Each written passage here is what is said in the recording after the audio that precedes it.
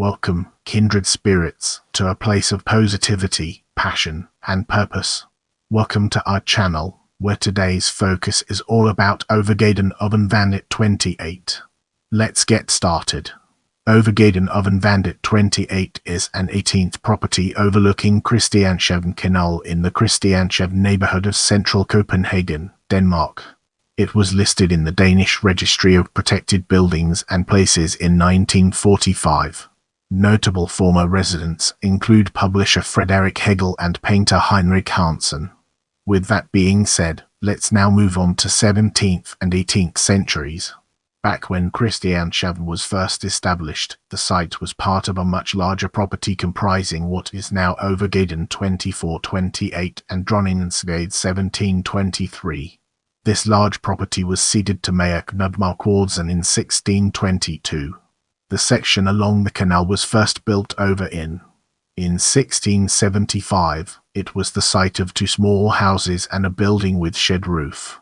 The present building on the site was constructed sometime between 1718 and 1732 for skipper Michel Michelsen Arndt. The property was listed as No. 186 in the new cadastry of 1756 and was at that time owned by skipper Lars Larsen Bornholm. The property now known as Overgaden Oven Vandet 2628 was listed as No. 104 in Christianshavn Quarter in Copenhagen's first cadastry of 1689 and was at that time owned by clergyman Andreas Gunther. The property now known as Overgaden Oven Vandet was on Devotie listed as No. 105 in Copenhagen's first cadastry of 1689. It was at that time owned by carpenter Anders Gudmundsen. The property was listed as No. 184 in the new cadastry of 1756 and was at that time owned by skipper Niels Andersen Lund. The property was after Lund's death passed to his widow Mette Catherine Lund. In December 1775, she sold the property to Thomas Potter. He had until then resided in Peter Appleby's property at the southwestern end of the canal. Potter resided in the building now known as Overgaden Oven Vandet 26 from 1775 to 1785. In 1780, he constructed the building now known as Overgaden Oven Vandet 29. In the early years, he also constructed the Potter House a little further down the canal. The new building was subsequently referred to as No. In 1784, it was sold to the naval officer Didrik von Holsen. In 1776, he had been granted leave from the Navy to captain Den Lidid Sophie on a voyage to the Danish West Indies. He had later been the owner of the frigate Frederiksdal. In 1787, he captained it on a voyage to St. Croix. The frigate had previously belonged to the half-brothers Peter van Hemert and Gisbert Behagen, of whom the latter was Holstein's father-in-law. Stein was most likely related to Marie Christine Holsten, who was married to Peter Appleby Jr. Diedrich Holstein resided in the building with his wife Petronelle Behagen, two maids, a caretaker and a 14-year-old black boy at the 1787 census. Get ready to immerse yourself in the world of 19th century as we examine its impact and relevance. In 1803, Holstein sold the property to merchant grosser Rasmus Schifter. He was the elder brother of naval officer and shipbuilder at Nyholm Andreas Schifter and headmistress of Ditreskolen Bollet Catherine Schifter. Their younger sister Christiane Schifter was on 10 August 1811 married to the industrialist Jacob Home. Rasmus Schifter's building was only home to one household at the 1801 census. Schifter resided in the building with his wife and Christine Wald, a 9-year-old daughter from his wife's first marriage, a clerk, a caretaker and a maid. Schifter's property was listed as No. 188 in the new cadastry of 1806. In 1812, he sold it to a ship captain named Pka. Frederik Hegel, a publisher, was a resident of the building in 1935. Heinrich Hansen, a painter, was among the residents from 1855 to 1958. The building was home to 12 residents on 3 households at the 1860 census. Frederik Carl Christian Volkwitz, a bookkeeper, resided on the ground floor with his wife Marie Lovis F. Driebin, their 2-year-old son Johann Otto Anton Volkwitz, and one maid.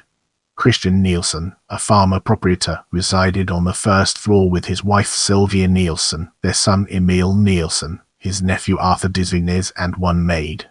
Hans Wilhelm Reibescher, 1875, assistant pastor at the Church of Our Saviour, resided on the second floor with his wife Johann Harder Amicable and one maid. The number of residents had increased to 86 at the 1880 census.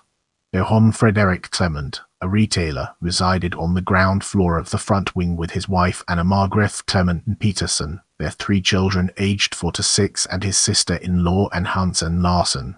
Theodor Heinrich Hamburger, pastor at Frederiks Church, resided on the first floor with his wife Christine Frederick Hamburgen Mathisen, their 4 children aged 23 to 28, and one maid.